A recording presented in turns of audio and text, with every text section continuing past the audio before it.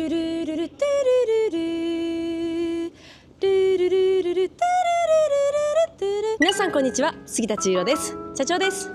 けんけんです。今日は神奈川県金沢八景の鴨下丸さんから天野タチヨ釣りに挑戦します。タチヨ釣りはですね、天秤釣りだったり天野釣り、ルアー釣りなどいろんな釣り方ができるんですけれども、その中でも特に一番人気が高いと言っても過言ではない天野タチヨ釣りなんですが、ちょっとですねやっぱテクニカルなイメージとか難しいイメージがありまして、若干苦手意識があると言いますか、なんとかなっちゃったからね今までね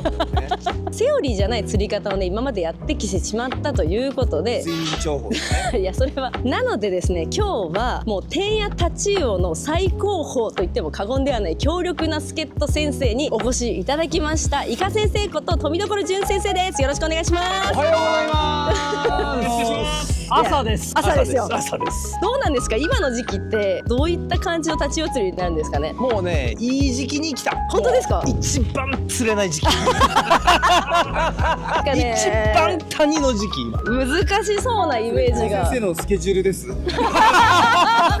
俺だった。まあでも今の時期が一番美味しいんじゃないですか。東京湾のタチウオは冬になるとやっぱり皆さんご存知のやっぱ脂が乗るんで、東京湾だと指4本ぐらいだとみんな大きいって言わないんだけど、もうこのサイズから結構脂ががっちり乗ってくるんで食べたら美味しい。なので釣る分にはちょっと難易度は高めだけど、この美味しいタチウオを釣るために頑張っていくという感じの時期ですね。本当にあんまり天野タチヨ釣りの経験がないんですけど、イカ先生に教えてもらったら私でも釣れますかね。釣れますじゃあ今日はイカ先生に天野タチヨ釣りの基本の釣り方から、餌付け、タックル、そしてテクニック的なところまでもう端から端まで全部教えていただきたいと思います。了解しました。もう今日はね暗くなるまでやります。ショート戦です帰っちゃうもうビシバシでいきます。スパルタイカ先生で、今日は天野タチヨ釣りよろしくお願いします。お願いします。よしって言われました。じゃあまず餌の付け方を教えていただけますか。はい、イワシつけるんで、まさにこう天野って言うんですけどね、これね、これ2025年新製品バレット天野っていうちょっと宣伝をぶち込んどきますけど上についてるんですね。そうそうそう、これ今ね東京湾では使うイワシが大きいので、ただ乗っけるだけだと結構ずれちゃうんですね、で最近はこういうイワシをこうホールドするようなのが売ってるんで、これでこう挟み込むっていう感じになるんですけど、これを使いながらちょっと説明してみますね。はい、まずこれ餌、これまたね東京湾ならではのこのでかい餌、これめっちゃでかい。これ東京湾ならではなんですか。ここまででかい餌使うのは本当東京湾だけって言っていいぐらいでかい。最近はでもね他のエリアでもねこんなんで食うんだって言って使ってくれるようになった。なんかビッグベイトですよこれね。もうすごい1匹ね、分かりにくいけど 80g ぐらいあって、長さも23、4センチぐらいある。なのですごいでかいイワシなんですけど、これこのまんま乗っけるとかなりこうやって不格好になっちゃうんで頭を落とします。でこれ大体このヒレの後ろ、エラの後ろあたりをスパンとこのまま切っちゃいます。ではい落とします。でこれで今度乗っけるんですけど、このまんま乗っけちゃうとまたずれやすくなるんで、僕はこれを腹の横から、真下でもいいんですよ。僕は腹の横からこうザクザクザクと切って、お尻の肛門に向かって斜めに切っていく。そうするとお腹空きますよね。僕は内臓を取らない派なんですよ。内臓を取らないとそこからこっちがダラダラって落ちるじゃないですか、内臓がポロポロ。そうするとこうタチウオって下にいるんで、下からこう上に突き上げてくる魚なんで、これ落ちて匂いが落ちていくということで開いて、ちょっとこう内臓が見えますけど、ここにこのストレートの部分を合わせてグググググっと押しかけで、今ゴツンって言ったのは、背骨にこうこの剣が当たったことですね。でまっすぐこれが大事です。まっすぐしっかりとまっすぐつけて、でイワシのホールドするこれをまた同じように上からガツッと押さえます。であとはここを押さえた状態でイワシをワイヤーで後ろからぐるぐるぐるぐるぐるぐるぐると一番上まで来ます。で一番上まで来たら余ってるワイヤーは気にせずに、最後ぐるぐるぐるっと頭のとこだけ巻いて、あとここですね、下ここに123でやったら完成。早っ。なんかねめっちゃ綺麗。いつももっとなんか編み込み状にしちゃったりとかしてたんですけど、そんなことしなくていいんですね。しなくていいんです。この針金自体はどんな天野でも合います。大体いろんな店屋出てますけど、大体合うように大体作ってあるので、釣り具屋さんとかネットでこれ買ってもらって、でこうやって綺麗にまっすぐ固定されると、イワシがほんと1匹の魚のようになるわけですね。ちょうどこの頭がこんな感じですね。こうなってたのが天屋の頭に変わると。餌の大きさの話がさっきあったと思うんですけど、もし小さいイワシしか手に入らなかったら、それはやっぱり釣果にちょっと影響が出てきちゃうんですかね。その日によって違うっちゃ違うんですけど、大きいやつはちっちゃくできるけど、ちっちゃいやつは大きくできないんで、そうするとこうシルエットが大きい方が反応がいい時もあれば、当然ちっちゃいのがいい時もあるんで、もうちっちゃいのしか用意できない時はもうちっちゃいの使うしかない。でもね、今関東はもう釣り具屋さんも餌大きいイワシをもう置いてくれてるのと、あとは船宿さんですね。船宿さん、今日鴨下丸さんですけど、こんな感じでもうイワシを大体船宿さんで販売してるので、事前に電話して餌ってありますかって聞いて、あとはなかったらもうスーパー走るってやつで僕もよくスーパーに電話してました、最初の頃は。やっぱり生の方がいいとか冷凍とかがいいとか、そういうのってあるんですか？冷凍でもいいんですけど、お腹が緩いやつはあんまり良くない、やっぱり。時間が経ってるやつね。そうするとだんだんここが溶けてなくなってっちゃってすっからかんになっちゃうんで、なるべくやっぱりいいイワシを使った方がタチウオの食いは良くない。やっぱ下からこう見てるんでね、タチウオだから針が下向いてるのはそういうことだよね。普通針ってほら上向きでしょ、ジグヘッドとか、なのにこれはこう下向いてるのは下からこうやってくるんで、それを引っ掛ける釣りなんで、下から常に見られてる。ここをすごく意識した。そうするとこう綺麗にこう巻けると、外科オペの後のように切ったところまた縫ったかのように切れる。先生感が出てますよ。ここ気をつけるところですね。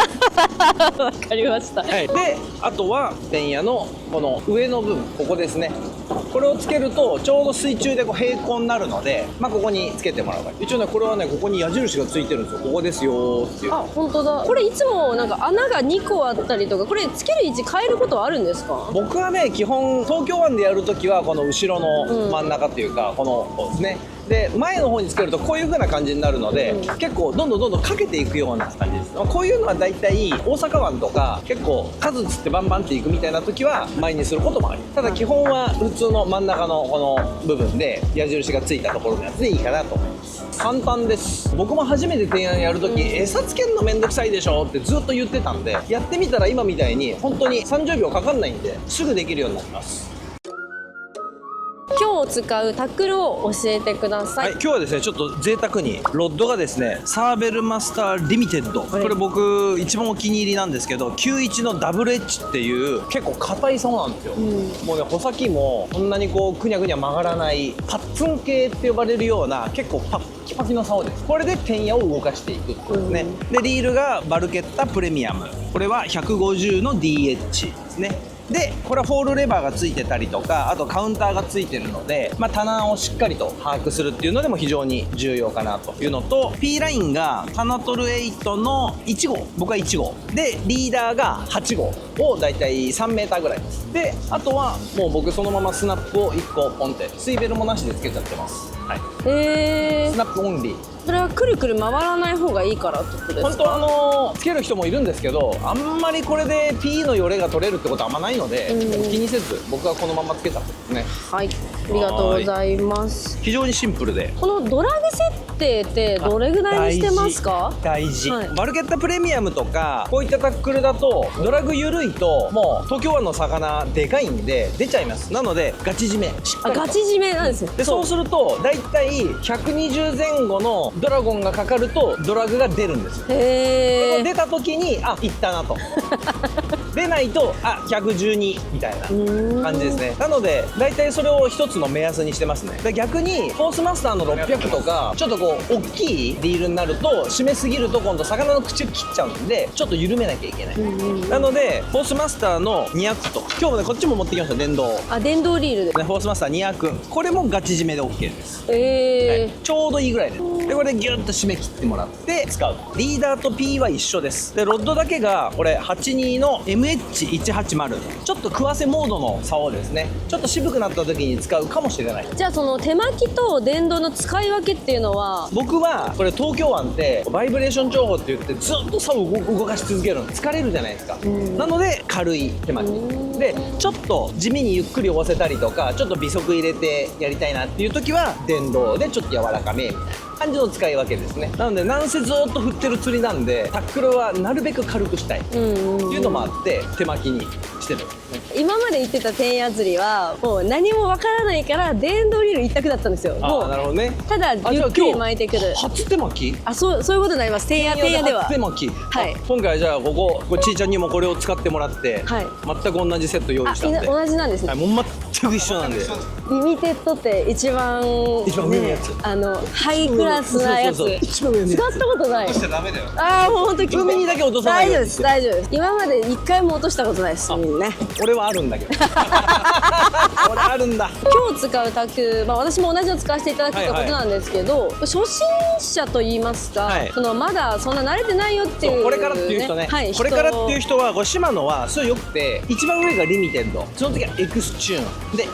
XR で TT っていうのがあるで SSBB と、もうめちゃめちゃランクがあるんですよ。なので皆さんのお財布事情に合わせてランクを選んでもらって、その中で硬さをちゃんと91とか82とか設定があるんで、そこを選んでもらえれば、大丈夫かなって感じですね。初めて天野立ち寄釣りやる人だったら91か82かだったらどっちの方がいいですか？僕はね、東京湾だったら91かなって思います。例えば大阪湾とか他の地域だったら僕82とかかなと思うんですけど、やっぱり東京湾は結構天野を動かさないと当たってこないことが多いんで、なので僕は91でしっかり天野を動かすっていうのを意識してもらうようにしてますね。ちなみに硬さもその MH とか HH とかいろいろあると思うんですけど、正直その全く天野立ち分からない人はもう何選んでるか分かんない。大丈夫ですか？もうそれだけで大丈夫。分かりました。91スタートなんですね。分かりました。出船前に基本的な釣り方をやってみたいと思います。でもこれすんごい重要なんで、これ見といてくださいね。まず天野つけます。で皆さんもね、港で一回やってもらいたいんですけど、一番大事なのはこの天野が動いてる姿を見るんですけど、こう平を打つような感じにしたいんですよね。こうやってね、ほらほらキラキラって横が見えるでしょ、お腹が。平打つっていうのは横向きと縦の向きでこう行ったり来たりするってことですか？イメージ的にはキランキランキランキランってやってほしいんですよ。なのでこうじゃなくってこういう感じなんですね。こうするとカッて食ってくるんで、ちょっとね今この辺でちょっとやりますけど、こんな感じですね。ほら横向くでしょ、ほら。本当だ、すごいキラキラしてる。で何もないとほら背中で黒く見えるでしょ。でこれがキラキラキラキラ、ほら。これでも餌が綺麗につけられてるからこういう風に回る。だからそのチェックってことですね。ちゃんとできてるかどうかで、どうやって動かしたらこのキラキラが出るかっていうのが分かるんで、例えば動かし方悪いとこういう風になっちゃう。ペコペコしてる感じですね。でこれをどういう風にやってるかっていうと、悪い動きはこういう感じの動きだから、こうやってる人はなかなか釣れない。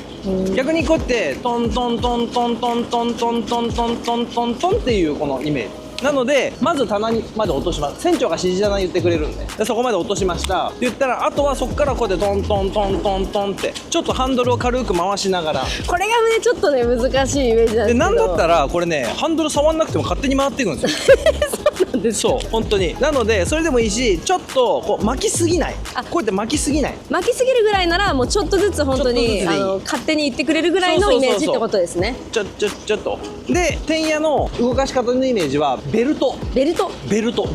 ルト。あれね、ベルトを2つ折りにします。緩めます。引っ張ると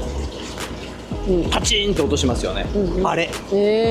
緩めて張って緩めて張って、たるみとこうまっすぐでパンパンパンパンみたいなイメージってことですね。あのイメージでこの竿先をこういうのダメなの。こういうのは絶対にならないんで、こうだ糸がこう見てもらう、ちょっとね見にくいかもしれないけど、必ずこれ緩んで張って緩んで張ってってなるようにすると天野が綺麗にクックックってなるので、必ずテンション抜く。ゼロよりもっと抜く、マイナスぐらいまでテンション抜いちゃう。ふわふわさせるんじゃなくてパシパシみたいな、そんなイメージってことですかね。ふわふわさせちゃうとダメなの。もうふわふわじゃなくって、さっきほら最初言ったでしょ、朝もうバシバシって言ったでしょ。バシバシ。そういう意味だったんですか。そういうこと。結構早くも付箋回収されましたけど、これができればタチウオがじーっとしてるやつがもんどり寄ってパーンって食ってくるんで。じゃあその誘いが基本の誘いっていうことで、そこからその船長が指示棚指示される時って何メートルって言われたら、そこから大体どのぐらいまで巻いてくればいいんですか。大体例えば52から上っていう時もあれば、52から45っていう時もあれば、結構それ船によって違うこともあるので、まあそれは指示してくれればいいけど、何メーターより上って言われたら大体そこから10メーターだと思う。で10メーターだとちょっと食わないなと思ったら、まあ5メーターぐらいとか、まあそんな感じで、幅は大体まあ取っても10メーターまで。東京湾は結構狭いことが多いので、まあ当たりがあったらその棚を結構集中して狙うみたいな。わかりました。あとは釣れた人の棚をやっぱり、もし友達と行ったらもう共有する。やっぱそこに魚が集中してることが多いんで、もう一個だけ、はい、こうやってトントントンってやってると、これ今日40号なんだけど、これがねなんかね30ぐらいに感じるところが、突然あれ軽くなったの、そこにいる。これ結構分かりやすいじゃないですか。最初はなかなかどこってなるんだけど、分かってくるとなんか軽いところ入ったみたいな。僕らそれヨレって呼んだりとか潮境って呼んだりするんだけど、そこに天野が入ってくるとタチウオがそこで食ってくることが多いんで、集中してその天野が軽くなる棚だけを狙うことも多い。なるほど。ちょっと上級者っぽいかも。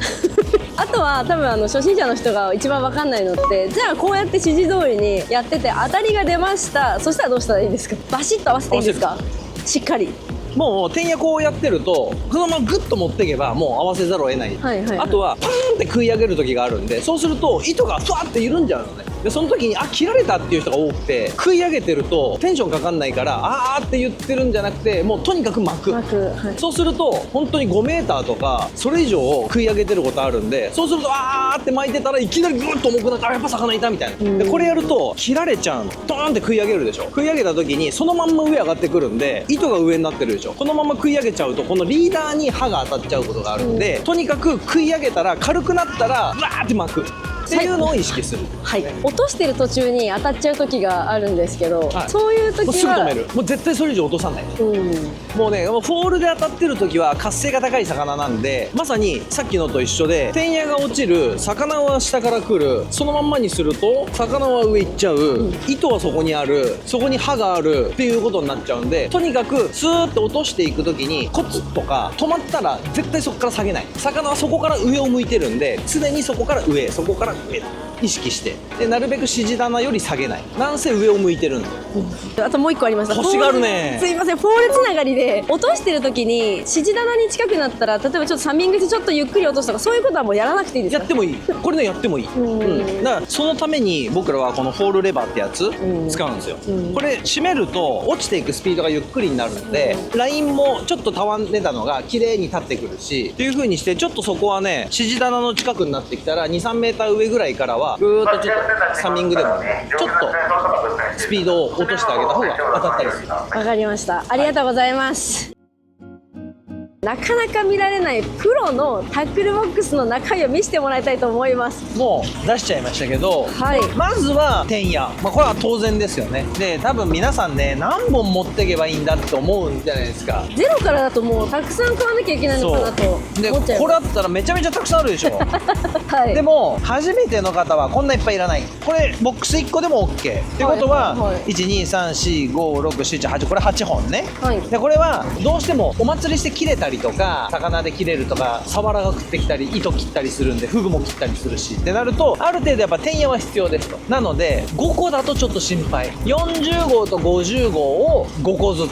3個ずつだとちょっと1日ずっとやるってなった時に、何かの拍子で切れるって結構あるんでね、連チャンで切れる時もあるし、一応5個ずつはあった方がいいかなっていう感じなので、僕はね仕事なんでいっぱい持ってるけど、本当だ、すごいたくさんあります。でも今日少なめぐらい。これでですか？そうで、カラーは東京湾ではもうド定番になったこのフラッシュゴールド、金ね、これは必須かなみたいな。であとはゼブラ系、このしましま、これルアーっぽい色ですけどね、ゼブラ系だったり、あとはブルーマンションみたいな真っ青のがいろいろあるんで、あと僕よく使うのは黒。真っ黒っていいんですか？ブラックはよく使う。であとはよくあるリアル系で言われるイワシね、これイワシ、イワシ系なんかは結構持ってくる。で普通天野ってグローを使うことが多くて、夜光ね、多いんだけど、東京湾はねそんなに夜光がなくても釣りになっちゃう。でも他のエリアは、例えば大阪湾とかタチウオ釣れてるとこは必ずグローは絶対あった方がいい。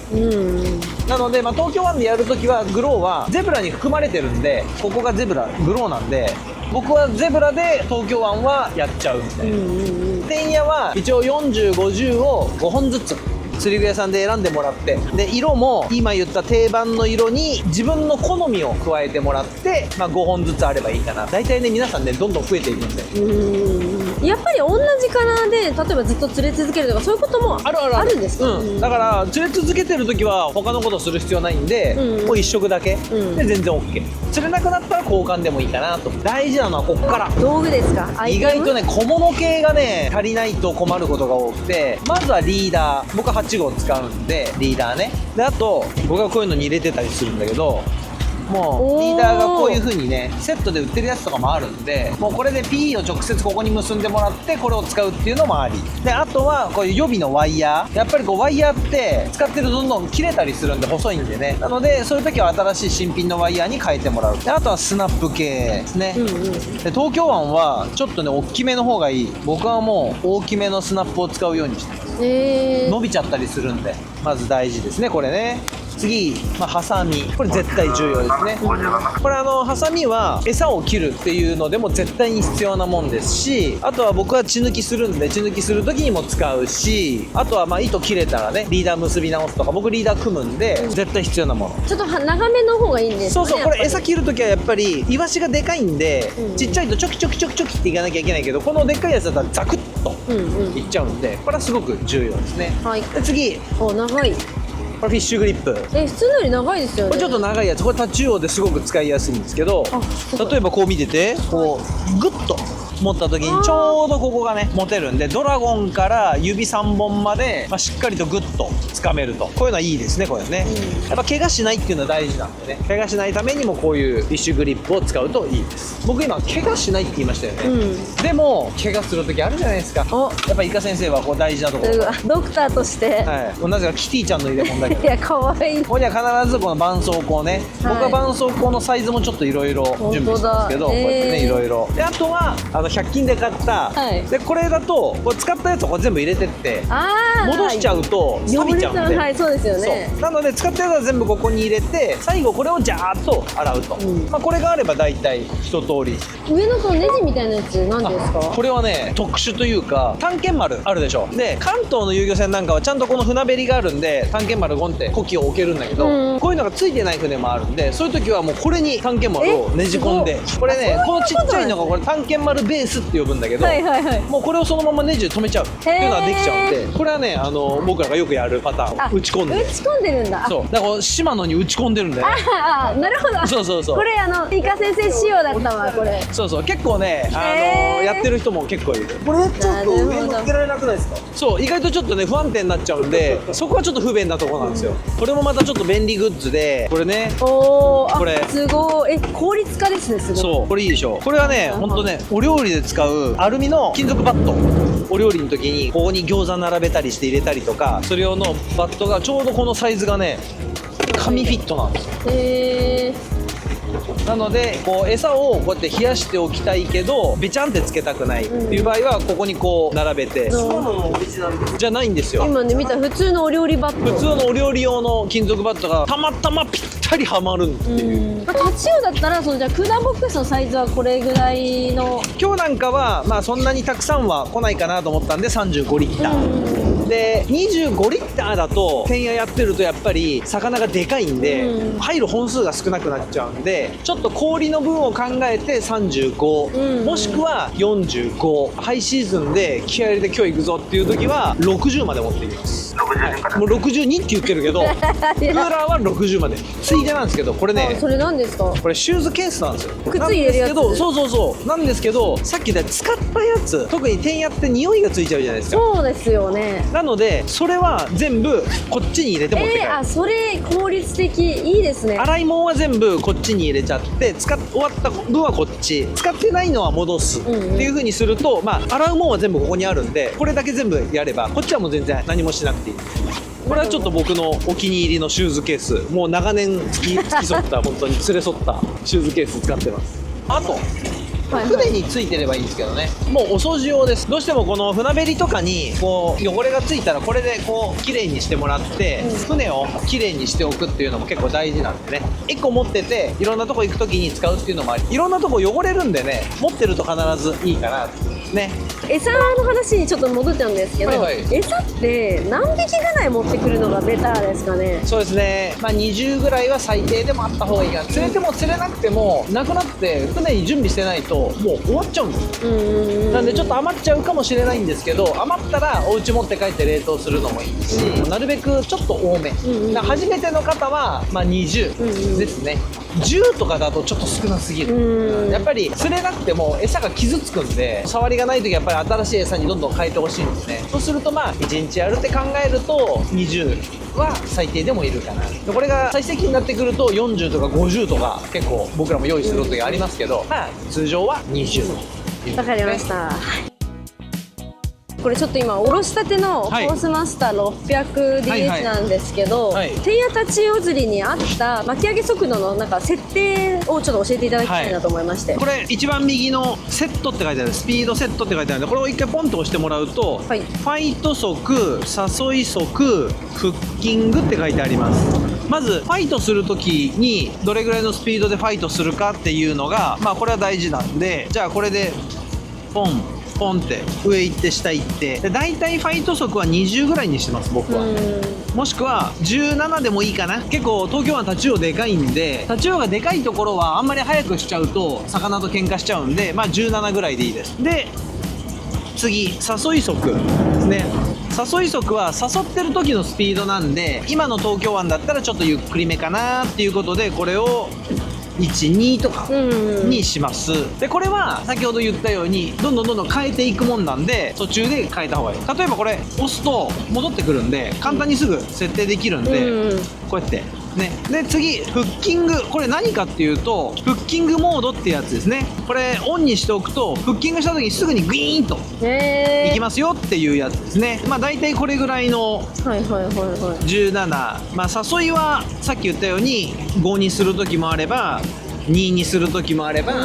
いろいろこれは変えてみてください。で、フッキングモードですね。フッキングモードはまあオフにしておくとすぐにガツンと、結構タチを食い上げることが多いんでね、もたもたしてると食い上げちゃって糸がリーダーが切られちゃったりすることがあるんで、まあ、そこは要注意と。一回ペンヤつけちゃいましょうかね、これね。でこれがフォールレバーってやつなんで、まあこう潮がいってる時はちょっとこれを意識してちょっとこう締め気味にすると、これがなんかスピードがゆっくりになるんでバックラッシュしにくい。探検丸がついてる時はここに探検丸のモニターが全部出てきます。で今56ですね。こんな感じ56で、これは例えばさっき誘い速が2になってましたよね。見えるかな？これ見えます。はい、で2でいくとグッと1回押すと2になります。で今これここ誘ってますよ2で。でファイト速が17でしたよね。なので戻ってこうやって誘ってます、でこう誘います。で魚がかかったらとにかくタッチダバルをグッと押し込む、ギュッ、ほらで離すと17になります。いいですか？2で誘ってます。グッと押し込むと範囲マックスまでいって離すと17に戻る。フッキングになってんで、フッキングしてその後ゆっくり巻いてきてくれるってことですね。通常のファイト速に戻ってくると。アクセルのようにグングンみたいな、だから魚が食い上げたらグッと握り込んで、そうでもなかったら離しちゃえば、あとはもうファイト速17なんで、あと魚とのやり取りをしてもらうっていう風にすると使えると。この誘い速と、ファイト速っていうのを設定すればできちゃいますよっていうですね。これがスピードロックって機能なんで、これをうまく使ってもらうと魚とのやり取りがよりしっかりと細かくできるようになるという感じですね。であとはタチウオの場合は600はあんまりドラグを締めすぎない。最初に例えばグッと締め込んだらここからグッと緩めてもらって、糸がこう出るようにグッと引っ張ったら出るかなぐらいですね。緩かったら締めればいいだけなんで、あんまりやっぱきつすぎるとリールのパワーがかなりある。ブリでも上げちゃうんで、そうするとドラグ締め切ってやっちゃうとタチウオのね口がもうねバーって切れちゃう。タチウオそんなに口が強くないんで、そこはちょっとこう気をつけてドラグをちょっと緩めで。わかりました。ありがとうございます。感じです。ほら来た来た来た、やったーやったー来たーやりました。ガオー来たー。ほらこれはね知ってる感が半端ないよこの釣り。ね、おお、これドラゴンいったんじゃん。よれをいかに探すかっていうのがすごく重要になってきて。よいしょー。おー。